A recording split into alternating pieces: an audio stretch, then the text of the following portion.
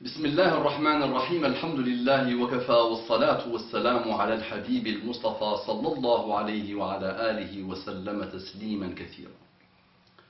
رب اشرح لي صدري ويسر لي أمري واحلل عقدة من لساني يفقه قولي. إخواني أخواتي أبنائي بناتي أعزائي عزيزاتي أصدقائي صديقاتي أعدائي عدواتي mes ennemis et mes ennemis. Assalamu alaikum wa rahmatullahi wa barakatuh. Quel engagement de paix, quel engagement de miséricorde et quel engagement de bénédiction. Et quel pacte de tous les excellents comportements, quel que soit le niveau d'animosité que vous avez envers et avec et à l'encontre et pour moi. Bonjour, bonsoir, bon appétit, bonne Saint-Valentin, bon suicide, bon, ce que vous voulez mes frères et sœurs partout dans le monde, qu'Allah vous accorde la guidée et ses délices, évitez le suicide, évitez tout ce qui est mauvais, revenez à l'islam. Revenez-vous, ça se dépend. Revenez à l'islam. Ça débite, vous savez, ça foisonne ici, parfois tous les mots se combattent pour avoir l'honneur de sortir, vous savez. Donc, le suicide français. Le suicide français, je ne l'ai pas lu. Je ne l'ai pas encore acheté et je ne vais pas l'acheter. Si quelqu'un veut me l'offrir, je suis preneur. D'accord? Si quelqu'un veut me l'envoyer, je quémande un peu, envoyez-le-moi. Ceux qui ont eu le malheur de l'acheter. Sinon, Monsieur Zemmour, il me signe un autographe, il me l'envoie et je l'invite à un thé. D'accord? Je pense qu'il est venu quoi? Athée, avec une culture juive. Il a un complexe, Eric Zemmour. Un complexe, Eric Zemmour, tu es complexé. Je ne sais pas ce qui s'est passé dans ta vie, je vais te psychanalyser à la Freud et je risque de sortir des choses sur toi, Monsieur Zemmour. Le suicide français, même si je ne l'ai pas lu, c'est un best-seller apparemment, ben c'est normal. Là. Tu appelles la pulsion des humains, tu leur parles de choses que leur âme veut entendre et c'est normal qu'ils vont acheter. Donc Zemmour s'est enrichi un peu. Il a acheté peut-être une maison en Grèce, au Portugal. D'après ce que je vois de Zemmour quand il présente son best-seller, d'après ce que je vois quand je mène un peu de recherche sur le livre, on prend la partie qui m'arrange moi et qui correspond à ce que je me déploie à faire, à ranger dans le bon sens, s'il vous plaît. Cette histoire de musulmans, de grands remplacements. Le suicide français donc a commencé, d'après Zemmour, depuis que les frontières, et il a atterri dans une histoire malheureuse de dire qu'il faut les mettre tous dans un bateau et les dégager, déporter les musulmans. La France n'a pas intérêt que les musulmans restent parce que il y aura le grand remplacement, donc ils vont remplacer, ils vont pervertir l'identité française. C'est beau. Moi je dirais plutôt que le suicide français commence quand on commence à écouter des gens comme Eric Zemmour. C'est ça le vrai suicide français. Et le suicide européen a commencé quand des gens ont écouté Adolphe. Et le suicide de l'ex-URSS a commencé quand on a commencé à écouter Staline. Et partout dans le monde, les suicides commencent quand on donne libre cours aux anticulturels, aux anticultuels, aux chiens de garde. Comme disait Chomsky, je pense, comme ils les avaient appelés les chiens de garde, ces anticulturels, ces intellectuels des temps modernes médiatiques, ces pseudo-progressistes, c'est quand on commence à écouter ce type de discours que ça devient dangereux. Il n'y a rien à faire, Eric Zemmour. Ouais, rien, niet, nada. Les musulmans sont là. Le grand remplacement. Vous avez colonisé beaucoup de pays. Qu'est-ce que vous avez réussi à faire? Vous êtes resté des années et des années, la France. Est-ce que vous avez pu remplacer finalement les indigènes? Non. Maintenant, l'islam. Les musulmans se sont installés. Ils sont là. Vous avez eu besoin d'eux. Ils sont arrivés. D'accord? Ils sont là. Qu'est-ce que tu peux faire? C'est perdu d'avance. Wallahi, je te le jure par Allah, c'est perdu d'avance. Tu es juif, ancien juif, tu as vu qu'Adolphe, qui a écouté malheureusement des gens comme toi, c'est ça le malheur. Tu connais bien Adolf Hitler.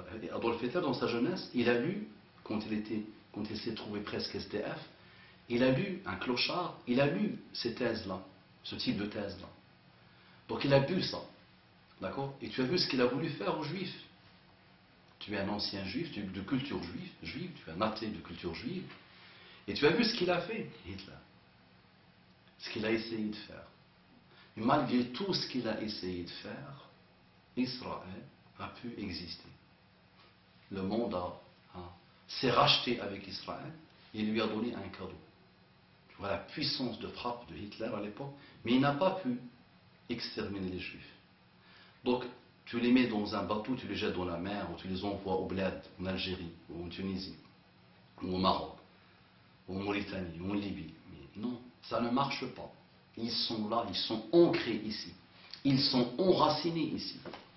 Maintenant, je vais te dire quelque chose. Avec toute l'armada des athées, avec toute la puissance des athées, avec toutes les chaînes des athées, avec tous les médias des athées, avec toute cette puissance de frappe des athées, tu n'as pas entendu Houellebecq dire qu'il est insoutenable d'être athée. Quand j'ai entendu Houellebecq dire ça, j'ai dit La ilaha illallah. Il l'a dit avec souffrance. Il est intenable et insoutenable d'être athée. Et il dit lui-même, Houellebecq, que nous sommes dans l'ère des religions, du retour du religieux.